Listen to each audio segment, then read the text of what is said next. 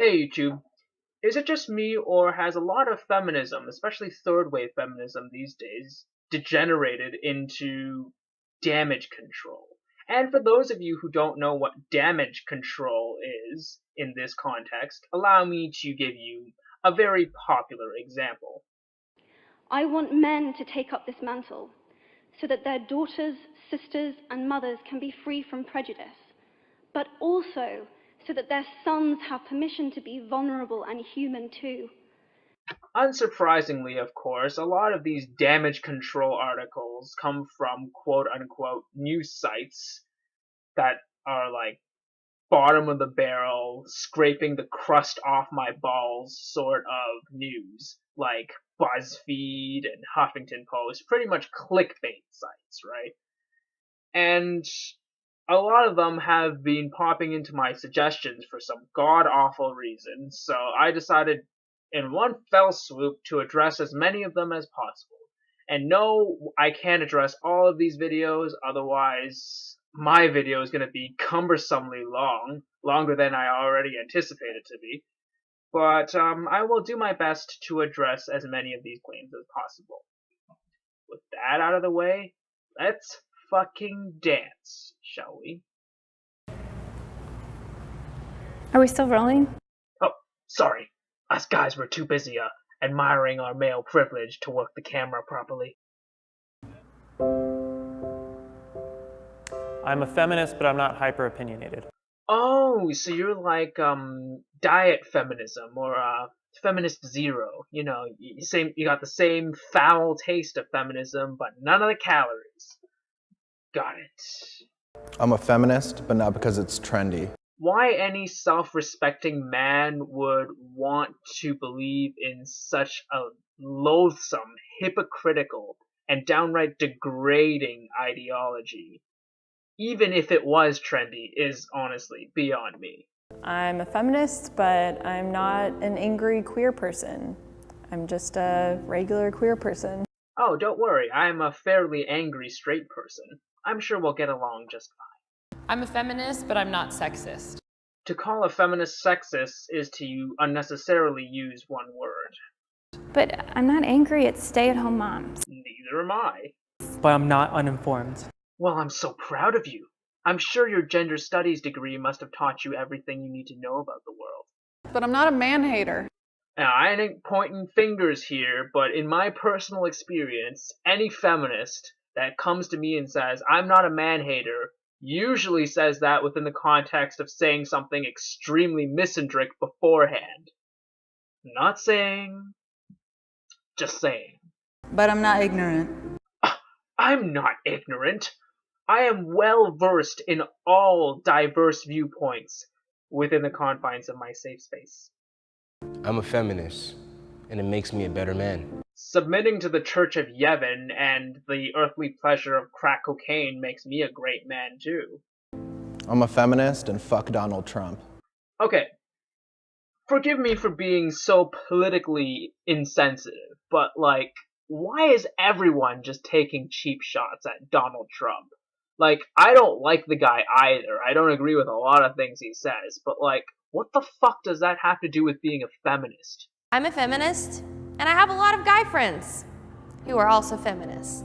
I'm pretty sure that's what KKK members say to their friends, who are also KKK members. I'm a feminist, and I'll speak my mind. Oh, trust me. Feminists in the mainstream media these days definitely don't have a problem with speaking their mind. And I'm genderqueer. And I'm Muslim.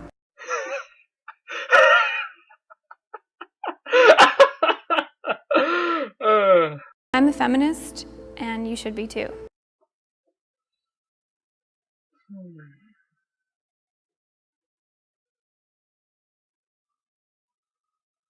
Nah. The question I'm wondering is, can a man be a feminist? The question isn't, can a man be a feminist, but rather, should they be? Are you a feminist? No. What do you mean by that? Not at all. Hey, you're a comedian, man. This guy's funny. In all honesty, that would probably be my initial response too. I treat females equal to males, so I don't really feel that I need to be pro-female and putting females ahead of males. So far, the responses to the question of, are you a feminist, seem to range from, no, what do you mean by a feminist? No, because I treat men and women equally, and, oh, what? All equally valid. Every single male either said no or was unsure what feminism even meant. So I decided to speak with Dr. Juliet Williams, a professor at UCLA's Department of Gender Studies. A central message of feminism from the very start has been that gender inequality and the gender system as a whole isn't just bad for women, it's very bad for men too. That is by, for, and about women, but it's also very much something that men are welcome to participate in, and in fact that we need everyone, man, woman, and child. If feminism was really a movement that also catered towards men's issues and wanted to break the stereotypes surrounding men of being strong and necessary as caregivers, how come I've never seen a single feminist organization, like ever, try and fight the unfair custody settlements in divorce cases? I have never seen a feminist organization fight on behalf of the Innocence Project. In fact, they're always the ones getting in the way of the criminal justice system and in due process. Feminists claim to fight for men's rights, in addition to fighting for women's rights. But you know why they need men's support and why they need, quote unquote, every man, woman, and child support? It's not because they give a shit about any ideology but their own. It's because their ideology is a sinking fucking ship. And they don't want anyone to realize that they're... I decided to ask some of my friends who are feminists what exactly being a feminist means to them.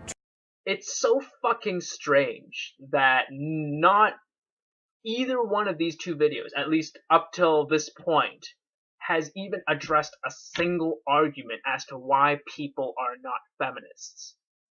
Not a single point. I will spare you the pain of going through like 5 guys' testimonies saying pretty much the exact same thing. You guys can watch the entire video if you fucking want to. But it pretty much boils down to this. There are these guys, who are apparently his friends, that are all feminists because they don't identify with traditional masculine values, they find it detrimental to men's health, and they have mothers, sisters, and daughters that they all care for, yada yada yada. Here's my problem with that, and this is granting that inherent masculine values are toxic, okay? Let's grant him that.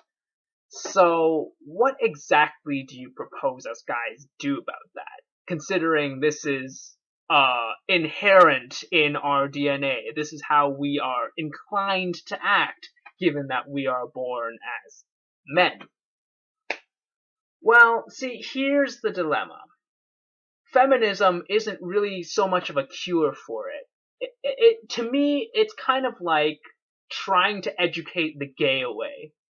Like, what makes you think that trying to educate the toxic masculinity away from, you know, men who are inherently masculine? What makes you think that's going? So you're saying that men absolutely can be feminists and should be. And I am saying that, and it's super surprising when they're not. Well, at least she was subtle about it. Let's deal with a video that didn't have as much tact. Being a real man means being tough, strong, and definitely not girly or sensitive. But imagine if we could change all that. Yeah, it's called not giving a flying fuck what others think of you and making something of yourself so that others emulate you instead of you feeling the need to emulate others. Feminism is all about options. You want to be a nurse, a teacher, or stay-at-home dad? No big deal. Stuffy gender roles say that a man has to provide. Everyone is shafted into roles that they may or may not appreciate. That's life. But feminism doesn't own equality. Feminism doesn't own the freedom to be free from your gender roles or whatnot. You know, that's down to the individual. That's down to how well they fight prejudice. In the last 3 decades, we've seen a tremendous surge of women in the workplace, resulting in huge economic growth. And yet we constantly hear feminists complain that they don't get enough high-paying jobs, despite the fact that like less than 1% of men will ever attain such wealth. And with women running this place, we're actually talking about a healthy work-life balance. And now we have time for our hobbies. Well, if you were wondering why men and women get paid apparently different wages for the exact same work, then feminists, it seems you already know the answer. It's because men work longer and harder than women do on those. Research shows that couples who split the chores at home actually have more and better sex. Okay, I legitimately have to ask my audience because I think I'm in the minority here, but if I had to choose between doing 5 hours worth of chores and working 5 extra hours at my job, I would pick chores any. The more we can dismantle our rigid ideas about how women look, act, and exist in the world, the more we should be able to do the same for men. Right, bros? Hey, did you guys know that countries that are closest to gender equality also have the happiest people? I'm not sure how you feminists define gender equality and happier people these days, but to be quite honest, I'm kind of scared to know. So what do I think of these feminist propaganda pieces? Well, if I had to equate it to something, it'd be like watching a Michael Bay movie. You know, it sounds good on paper, some of these ideas, they may even look good, but when you really dig into the meat of these things, someone really just took a fucking dump and placed it in front of a camera and expected all of us to swallow it. Not for me. No thank you. May the truth always be heard. Peace.